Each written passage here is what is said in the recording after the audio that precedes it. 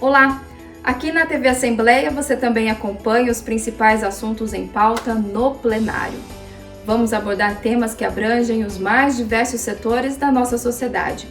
Nesta edição, vamos falar de publicidade infantil, medidas socioeducativas e a chegada da terceira idade. Fique sabendo que a influência da publicidade pode moldar o comportamento das crianças. Os pais devem ficar atentos a isso, pois é crescente a polarização das mídias sociais.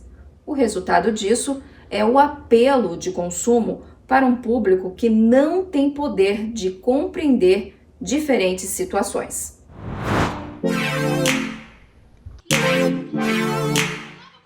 É muito difícil hoje, eu diria assim, praticamente inevitável, você não deixar que as crianças acessem a internet, elas não tenham acesso à televisão moderna, né? Mas eles têm eles podem assistir, mas com algum controle. Essa questão de estarem expostos o tempo todo a essas propagandas que vão estimular o consumo deles, isso nos preocupa bastante.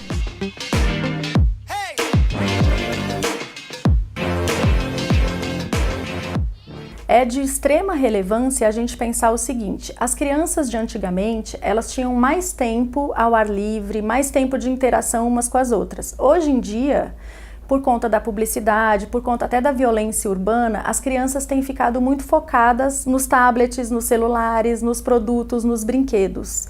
E as propagandas com isso têm sido cada vez mais intensas e muito bem feitas, por sinal. São estímulos realmente poderosos para o consumo infantil. A publicidade infantil ela não é caracterizada pelo produto que se está querendo vender, mas pela forma de você buscar a atenção da criança. Então a publicidade infantil pode ser, por exemplo, de bateria de carro, mas o que você vai usar são as cores, são os personagens do universo infantil, para tentar chamar a atenção da criança e fazer essa persuasão por meio da criança. A criança ainda não diferencia a fantasia da realidade. Então, a hora que a criança vê aquela propaganda, aquele mundo lúdico acontecendo, ela não tem noção de que aquilo é uma grande fantasia. Para ela, aquilo vai acontecer exatamente da forma que está sendo passada na TV, ou no tablet, ou no computador, na casa dela.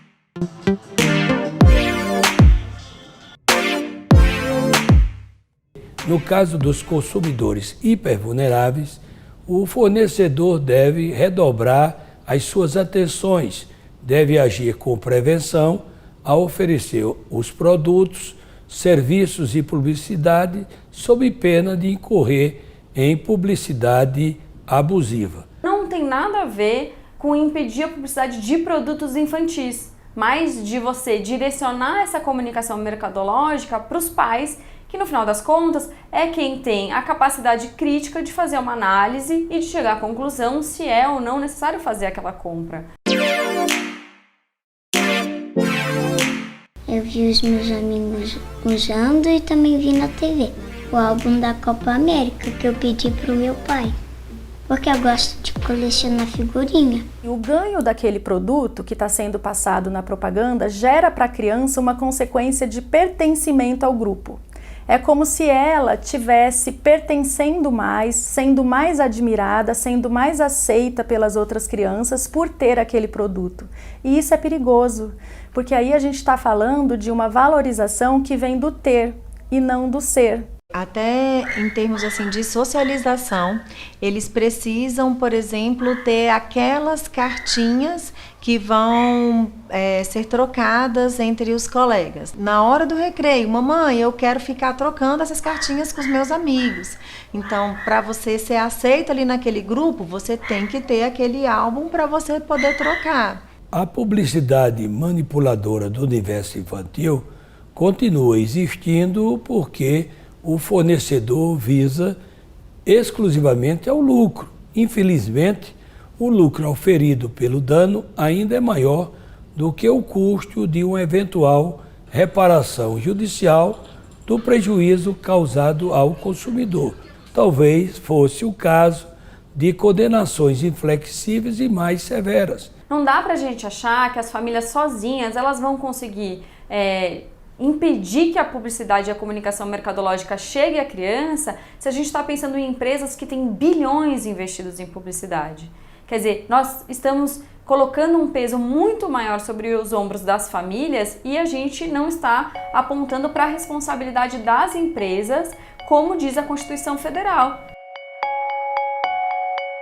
Nós estamos, na verdade, inseridos num contexto onde a publicidade está falando dentro das nossas casas. Então, o carro que é comprado é o carro que as crianças vão ficar mais confortáveis, a casa que é escolhida, a viagem que vai fazer, os itens que vão comprar, tudo é direcionado de acordo com as crianças. A gente não pode perder os valores que fazem com que as crianças se sintam realmente crianças, né? Porque esse negócio de você ficar ali pregado à televisão, pregado a um videogame, pregado a... só vendo aquilo ali, atento àquilo ali, as crianças perdem um pouco da referência. E isso, inclusive, gera um consumismo muito maior. E a gente precisa, então, conversar mais com as nossas crianças, né? Mostrar para elas o tempo de qualidade, mostrar para elas alguns valores, como eu não te dei um brinquedo hoje, mas eu estou aqui olhando no seu olho. Eu estou dando o meu tempo para você. Eu sentei no chão e a gente espalhou aqui uns brinquedos. A gente está montando um quebra-cabeça. Isso é muito mais importante do que se eu tivesse chegado em casa com um novo brinquedo para você brincar sozinha. E ele mal consegue brincar com a gente. E aí tem uma oportunidade dele brincar com a gente. Porque sozinho não é tão legal.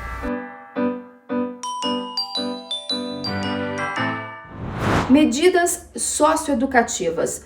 Você já ouviu falar disso em algum noticiário? Na realidade, é uma resposta que o Estado dá ao adolescente que pratica algum ato infracional, como crime ou contravenção penal. Acompanhe essa reportagem que explica os diferentes fatores que envolvem as medidas socioeducativas no nosso país. A minha infância até meus 12 anos foi tranquilo. Tive a presença do meu pai, da minha mãe, dos meus irmãos, dos meus tios. Foi sempre uma família unida, né? Aí logo após meu pai faleceu, quando eu tinha 12 anos de idade, aí veio a responsabilidade, né? O único homem da casa. Nos meus 13 para 14 anos, já comecei a me envolver com a criminalidade. Com os caras assim da rua, fumar um beck e tal. Ao crescer, a gente começa a perceber que não é só córrego, que não é só biloca, que não é só pipa, e que ao redor da quebrada que a gente cresceu, também existe droga, também existe criminalidade, também existe poder. É uma coisa muito complicada assim dentro da gente, que te dá uma emoção assim que parece que vai subindo de patamar. Cada vez que você vai fazendo, você vai tomando conta. Você está tendo o domínio de uma cena de assalto, essa adrenalina vai subindo e cada vez você vai gostando mais. O adolescente na sua faixa dos 12 até os 18 anos, perdendo a sua liberdade ou tendo a sua liberdade restrita por 2, 3 anos, isso é algo muito significativo na vida do adolescente. É algo que implica na sua família, é algo que implica na sociedade como um todo. Quando chegou nos meus 14 anos de idade, acabei de cometer o primeiro assalto. Fui preso logo de cara no primeiro assalto. Segunda vez fui preso, terceira, quarta vez. Nem sei te falar que na real, outra vez eu fui preso.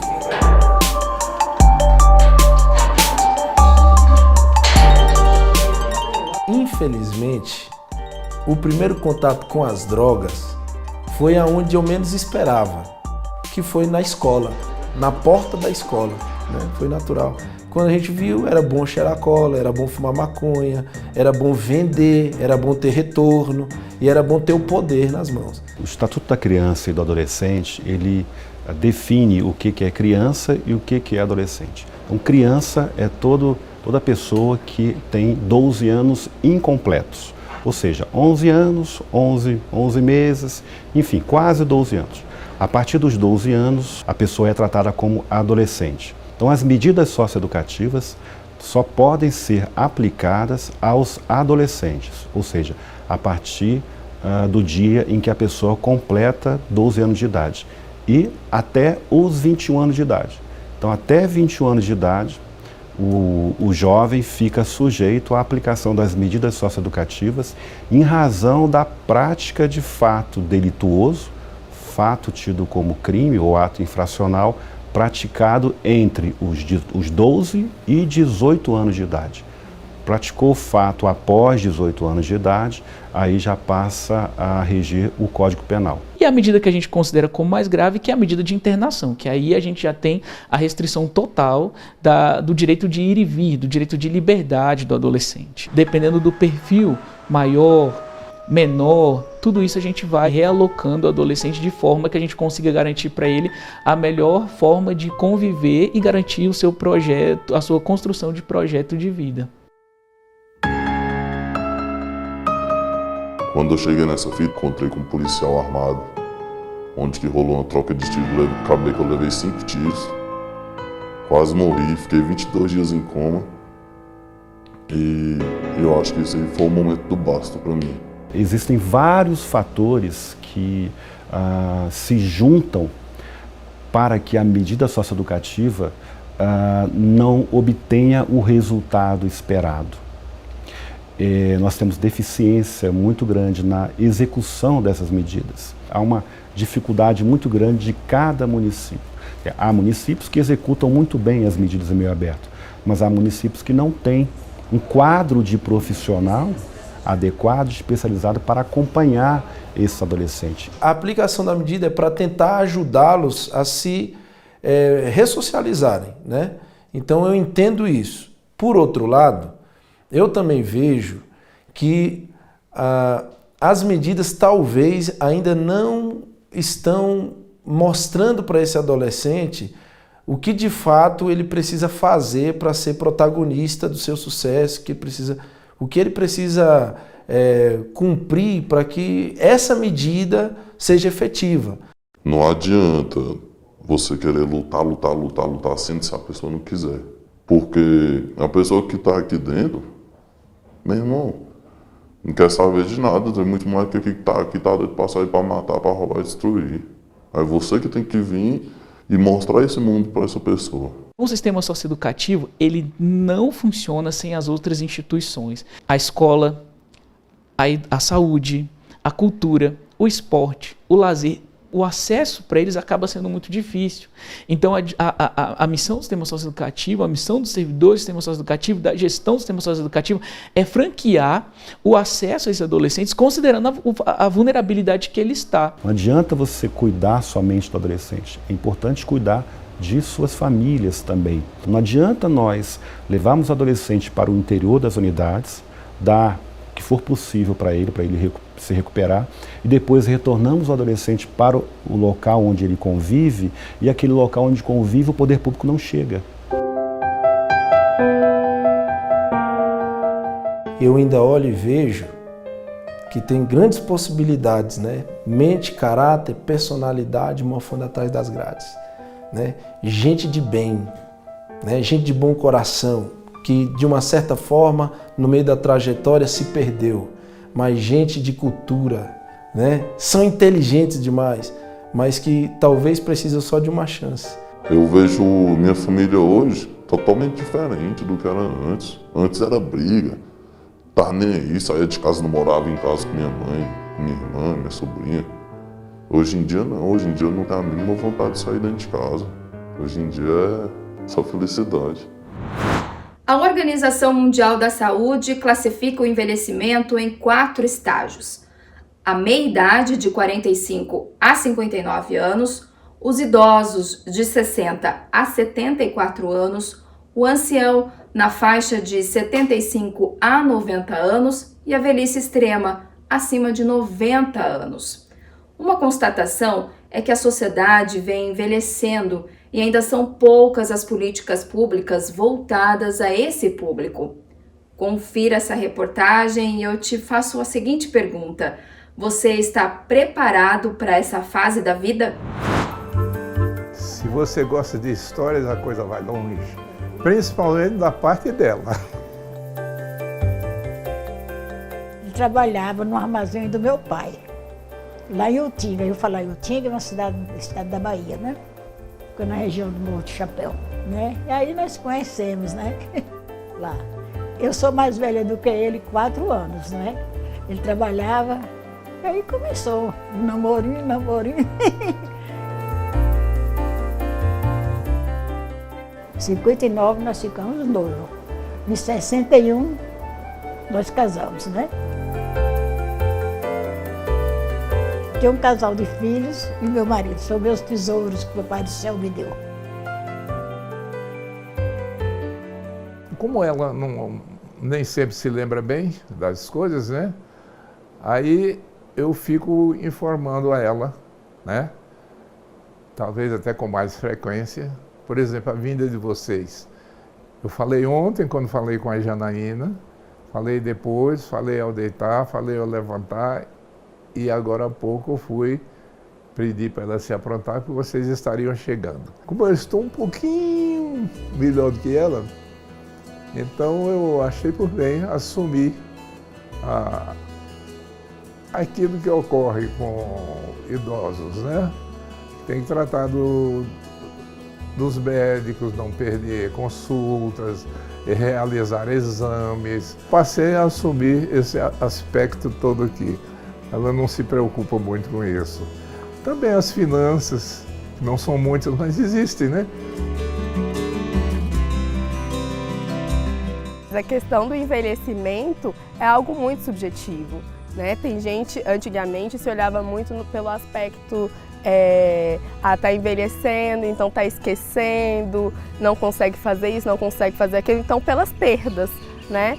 E a gente, existem também outras vertentes que a gente tenta dar esse outro olhar de que faz parte do desenvolvimento, né? E que o envelhecer saudável não necessariamente exige dor, sofrimento, ao contrário.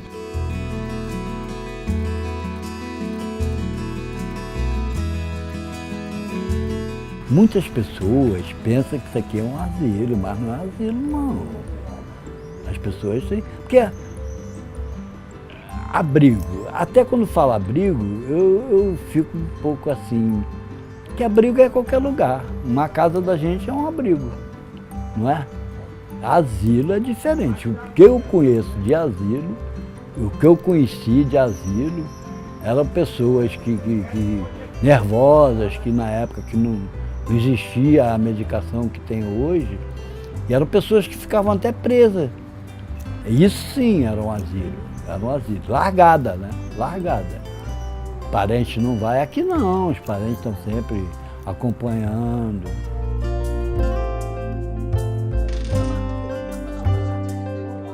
Antigamente, se chamava asilo, né? Realmente eram pessoas que estavam muito adoentadas, que precisavam de muitos auxílios, né? Tinham questões psiquiátricas envolvidas, né? Sérias, então ficava muito marginalizado, né? Ainda existe uma marginalização dos idosos, né, na sociedade. E hoje em dia, para a gente quebrar um pouco dessa ideia, não se usa mais asilo, não se usa mais abrigo, é instituição de longa permanência. Como essas instituições se mantêm? De acordo com o Estatuto do Idoso, a instituição pode ficar com até 70% da aposentadoria ou pensão, né, do idoso. E muitos deles se mantêm com o BPC, que é o benefício de prestação continuada para idosos com 65 anos e mais, cuja renda per capita seja 1/4 do salário mínimo. Antes, né, essas instituições, elas tinham um apoio do governo para procurar se adequar, humanizar, e hoje em dia não tem. Então, muitas estão em situações precárias. A população está abrindo um pouco mais a cabeça, percebendo que realmente a sociedade está envelhecendo. O que se não tem direcionado a isso são políticas públicas e instituições filantrópicas voltadas para esse cuidado, né? A gente sabe que cuidar de um idoso não é fácil, cuidar de um idoso não é barato. E hoje existem as instituições particulares e pouquíssimas instituições sociais, filantrópicas que cuidem desses idosos, que têm uma ajuda efetiva e assertiva e eficiente, né, do próprio governo para que esses idosos venham a ser cuidados.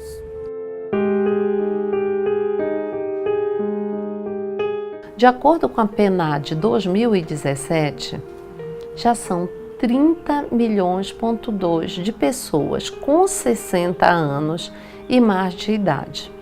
E você vê, de acordo com a Organização Pan-Americana de Saúde, a América Latina, ela vai triplicar até 2050 o número de pessoas idosas em situação de dependência. Esse público é heterogêneo, vão ter idosos que vão ter uma capacidade de compreensão, de reflexão, de compreender coisas abstratas, e vão ter idosos que não, né? Então, realmente, a gente precisa, como sociedade, pensar nessa qualidade de vida para os diversos tipos de idosos que temos, né? E que teremos, né? Que vão vir mais, que vai aumentar essa população.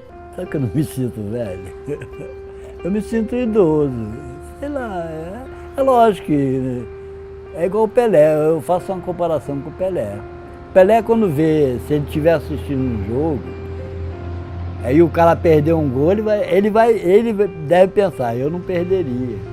Quer dizer, só que também ele não pode, entendeu? O preparo físico diminui com a idade. Foi o suprassumo. Envelhecer foi aquela maravilha que eu jamais esperei. Eu diria que eu estou muito melhor na idade que me encontro do que com meus 20 e poucos anos. Como é que foi a nossa vida nesses 60 anos? É desse jeito que vocês estão vendo aqui. Com muito amor e com muito carinho. Falou com poucas palavras, né? Falei tudo, não foi? Eu vou ficando por aqui, obrigada pela companhia e até a próxima edição.